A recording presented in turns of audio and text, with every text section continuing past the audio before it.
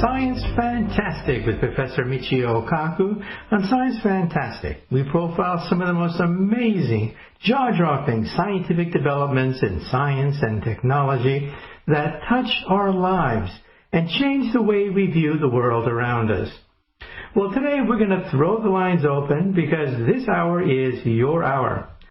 Okay, well, let's now jump right into the listener phone calls and see what questions you want to ask. Let's take the first listener phone call. Hi, Dr. Kaku. My name is John South, and I'm calling from Huntsville, Alabama. I listen to you on Google Podcast. And a couple of weeks ago, I was listening to your podcast about travel to Mars while I was at work. And I remember you were talking to several experts from NASA about travel to the red planet. And I wanted to bring something up that I read not too long ago. I was reading about these orbital trajectories known as Aldrin cyclers, and these are orbits that would allow a spacecraft to travel between Earth and Mars using nothing but the gravity of those two planets. And I wanted to get your thoughts on how those trajectories might possibly be used in the future. What are your thoughts on how practical they might be, what the challenges might be, and what advantages they might bring? Thank you so much. Good question. Well, you see, we have Newton's laws of motion and gravity that allows us to create shortcuts when we want to go from point A to point B in a gravitational field. We use this when we go to the moon. When we go to the moon, we do not travel in an ellipse around the moon. No, we travel in a figure 8. In a figure 8, first we have to leave the gravitational field of the Earth. That means we have to hit 25,000 miles per hour. And then as we get close to the moon, we let the moon's gravity do the rest of the work. So we only have to shoot ourselves out over, let's say, half the distance between the Earth and the moon. And at that point, the moon kicks in, and it spins the spacecraft around the moon, back out again. And then we use the gravitational field of the Earth to pull us the other way back. That is the minimum amount of energy necessary to go from the Earth to the moon by using a figure 8. Now, the Earth and Mars go around the sun, but the Earth spins slightly faster than than Mars as it goes around the sun. Therefore, if you want the shortest path between the Earth and Mars, you want to shoot it as the Earth overtakes Mars in its trajectory. So think of two cars. You're in one car, and you are behind the car which is in front of you, but you speed along and overtake the car in front of you. What is the shortest path? The shortest path is to, let's say, shoot a pellet gun. As you approach the car in front of you, and as you bypass them, you get a boost in the pellet gun because of the velocity of the car. Now, there's a catch, of course. The catch is you still have to attain the escape velocity of the Earth, whether you go to the moon or Mars or take any of these shortcuts. So there are shortcuts you can take, but let's face it, we still have to have the conservation of energy. We still have to reach 25,000 miles per hour. That is the escape velocity of the Earth. So there are shortcuts, but the shortcut that NASA takes really is the shortest.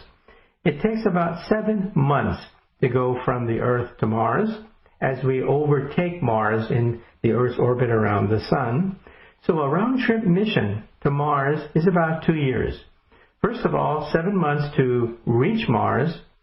Then you have to wait for the next cycle, the next time when the planets are in alignment, and then another 7 months to come back. So basically a 2-year voyage from the Earth to the moon and back again, with several months on Mars as you wait for the next alignment. So sorry about that. You do have to expend energy. You can take shortcuts, but you still have to reach 25,000 miles per hour. Sorry about that. Okay, well, let's move on now to the next listener phone call. Ben, KPND.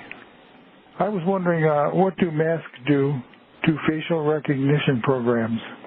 Does it completely block it? Or have they figured out some way to get around that? It would seem to me it would completely block that facial recognition thing they got going on. And I just was wondering if that's true or not. Thank you.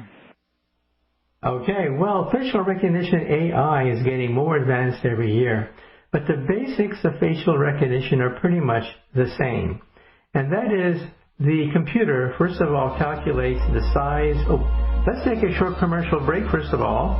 And after the break, we'll talk about facial recognition technology in the age of the coronavirus. Putting on a mask, does that mean you are now outside the radar of AI?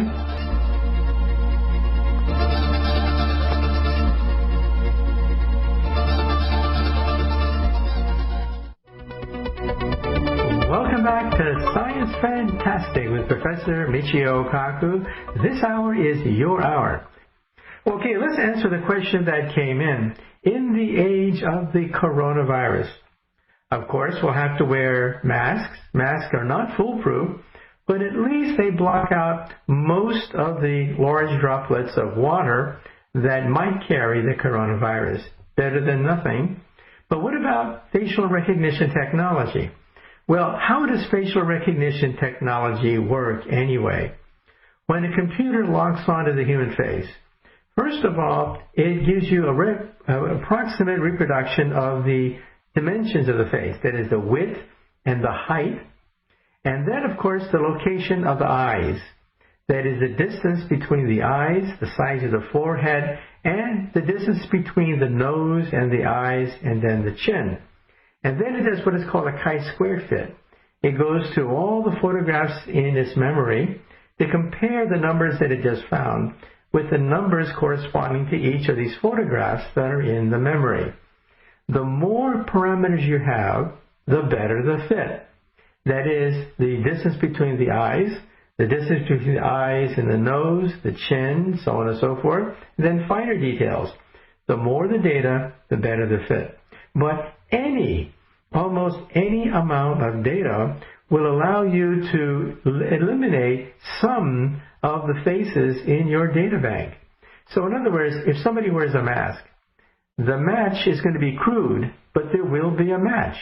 That is, the computer will do its best and give you a series of matches of who might be behind the mask. Now, of course, you may say to yourself, that's pretty crude, but that's about as best as you can do. So the parameters that you get with the person wearing a mask is basically the overall size of the face, the distance of the eyes, the direction that the eyes are looking at, but not much more. So that allows you to eliminate some, but the vast majority of faces, of course, will still be unrecognized because you don't know the location of the nose, the lips, the chin, and so on and so forth. But hey, better than nothing. Okay, let's move on and take the next listener phone call. Hello, Dr. Kaku. My name is Jason Miller. I'm calling from Fredonia, Kentucky. My question is about the age of the universe across the many worlds theory.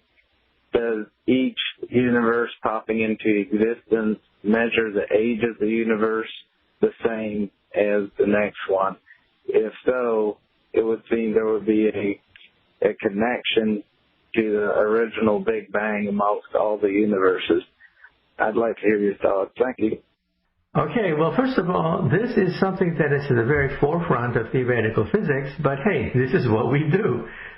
We have tenured professors at the most prestigious universities contemplating parallel universes, something right out of the Twilight Zone. So how does that work? Well, as we said before, Einstein gives us this picture that the universe is a bubble of some sort. We live on the skin of the bubble, and the bubble is expanding. That's called the Big Bang Theory. However, string theory says that there could be other universes out there, other bubbles popping into existence all the time, even as we speak. Even as we're talking on air, universes are being created somewhere far away from where we are at the present time. So we live in a bubble bath of universes. Then the question is, does each universe have a different age? And the answer is yes. Each universe will have, let's say, scientists who then rediscover Einstein's equation in that universe, and then they can computer calculate the age of each bubble. So there's not simply one big bang that creates all the bubbles. These bubbles are being created all the time. Each bubble in turn has a different age, and so there's no one big bang that created all of these universes. And then the question is, well, is Elvis Presley still alive in one of these parallel universes? And technically the answer is yes. That is, in our universe, people die because of normal natural processes or because of an accident or what have you. And in another universe, a quantum event may have split off our universe from our sister universe, and maybe our loved one did not die in that accident. There's a TV series called Man in a High Castle, based on a short story by Philip K. Dick, in which case a gun was fired at Franklin Delano Roosevelt, and in one universe that gun misfired. Franklin Delano Roosevelt went on to leave the United States during World War II, and we defeated the Nazis and the Japanese Imperial Army. But in another parallel universe, that gun misfired. And the gun did not misfire. The gun fired correctly, hit Franklin Delano Roosevelt. The vice president became president. He was more or less a pacifist, delayed entering World War II. The Nazis conquered Europe. And the Nazis and the Japanese Imperial Army then divided the United States in half, with the eastern part of the United States controlled by the Nazis and the west coast controlled by the Japanese Imperial Army. Sounds fantastic, right? Well, it is a TV program, but the original short story asks the question. The firing of a bullet, at some sense, is a quantum event. Slight defects, imperfections in the gunpowder may have caused a misfire or may have caused the gun to fire correctly. And so two universes split on the question of one quantum event.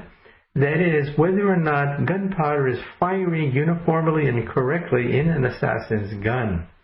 So then the question is, can these two universes communicate with each other? That's the killer question.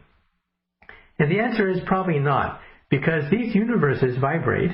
These universes are given by what is called the wave equation, the Schrodinger wave equation, and these two universes no longer vibrate in unison.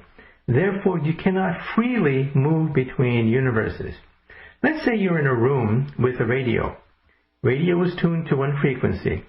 In that room, there are hundreds of frequencies of different radio stations.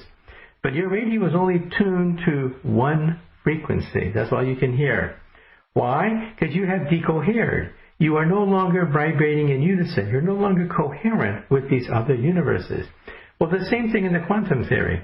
In your living room, as you listen to this program, there coexists the wave function of dinosaurs, the wave function of pirates, the wave function of monsters that once roamed the planet Earth.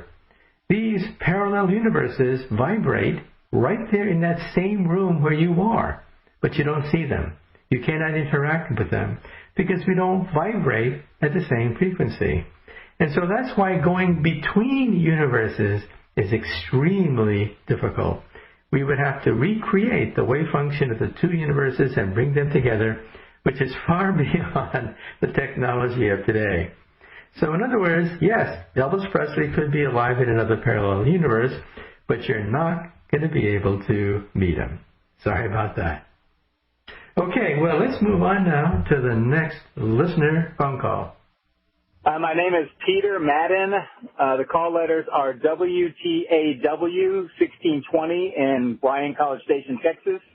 And my question is about the impact that bottling up all of the spring water and other water sources and putting them on shelves and the amount of food with water and soft drinks with water, just the amount of water that is sitting on shelves, what kind of impact that has on weather and just our environment. Thank you.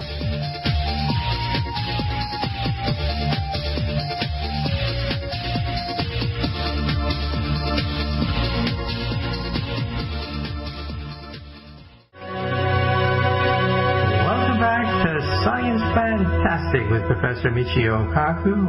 So let's now talk about the next listener phone call question. The questioner asked about water. And yes, we have spring water, water that's bottled, water that's shipped across the oceans. And the question is, well, what impact does this have on the environment? Well, we think water is almost for free, especially in the United States. However, in other parts of the world, water is more precious than oil. In fact, water wars could be a source of problem in the future, especially in the third world. We have populations which are expanding in the third world. Expanding populations mean more pollution. Pollution then gets into the rivers and the streams and into people's drinking water. And water cuts across boundaries that are set by politics that were set into place centuries ago, but rulers of today may ignore certain boundaries. And so what is more important than the purity of our water in advanced capitalist countries is the water wars that we may have in developing nations as they fight over scarce resources of water. I travel a lot in the world, and for example in the Middle East, and sometimes I see these gigantic fountains, these huge, majestic fountains pouring out tremendous amounts of water and waves in the middle of the desert, in the middle of the Arabian desert. And you say to yourself, this can't last. This can't last, this squandering of water. And of course, with the pollution due to expanding cities, with the expanding population demanding fresh water, there's going to be problems, especially as rivers cut across national boundaries, giving us the possibility of water wars. And so right now, the spring water that you get at the grocery store, yes, there are some problems with pollution and the purity of the water, but in the main, it's pretty pure. The problem emerges in the future, where developing nations fight over scarce water supplies. Okay, let's move on now to the next listener phone call. Hi, this is Jeff. I'm calling from Northbrook, New Jersey, and I was wondering, how is AI and supercomputers helping us against the coronavirus? Thank you so much. Huge fan of your work. Well, I personally believe that AI and high technology will conquer the coronavirus. And I'll explain how I make that outrageous comment right after the break.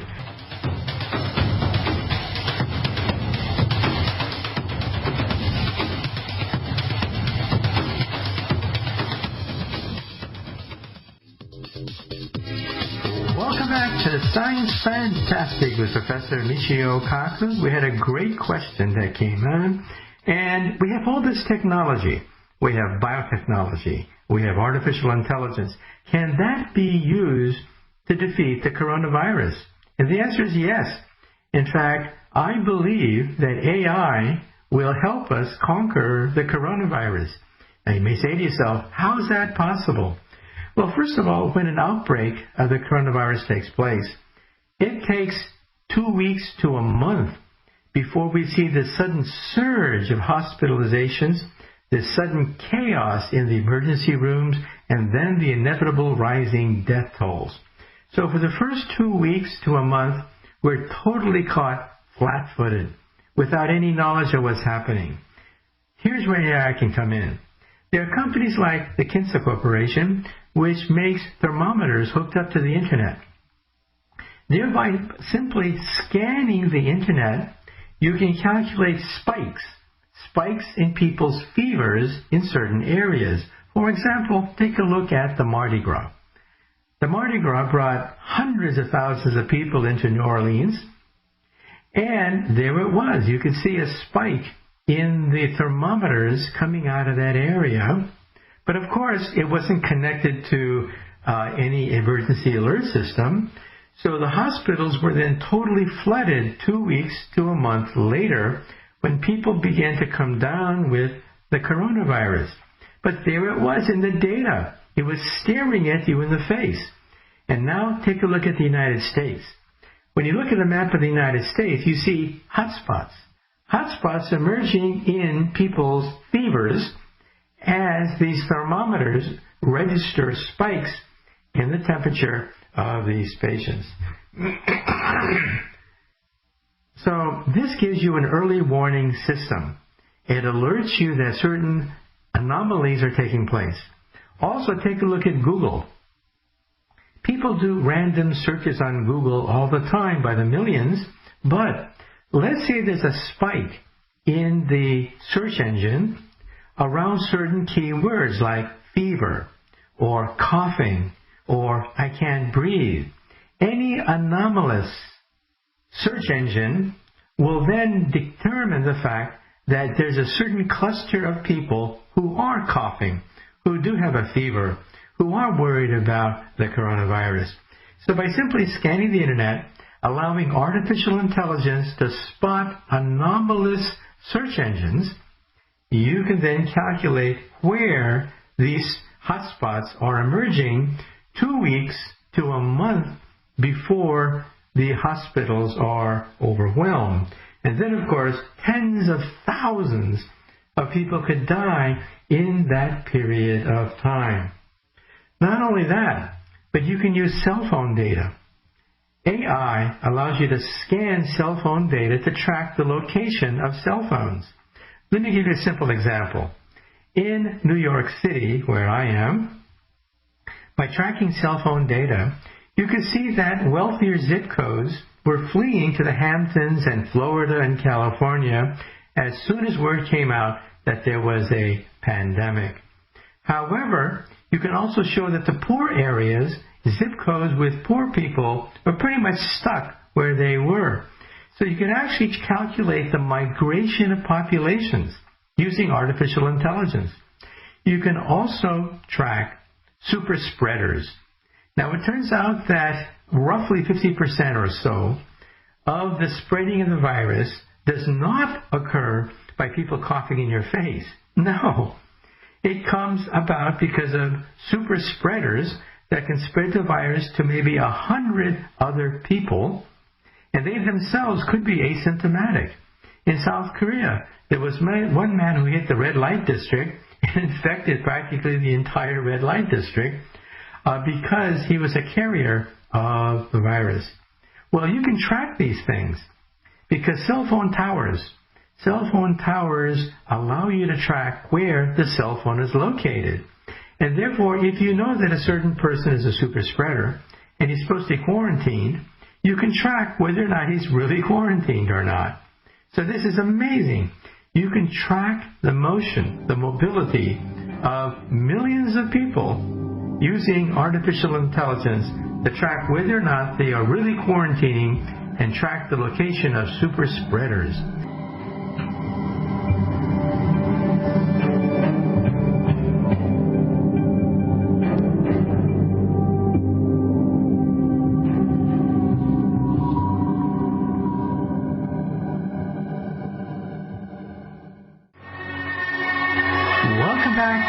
Science Fantastic with Professor Michio Kaku. Yes, you can get on the air. You can ask that question that's always been bothering you. Well, before the break, we had a question. We have all this technology, AI, biotech, but we seem to be helpless against the coronavirus, viruses which have been with us for tens of thousands of years. So can't high technology solve the problem? And the answer is yes. AI specializes in going through mountains of random data to find anomalous correlations, to find the smoking gun, the needle in the haystack. That's what AI can do. And we mentioned that thermometers are hooked up to the internet by the tens of thousands, allowing you to track with AI spikes in the emergence of fevers, and you can thereby alert the hospitals weeks before a flood of intensive care patients show up. Google allows you to look for anomalous searches.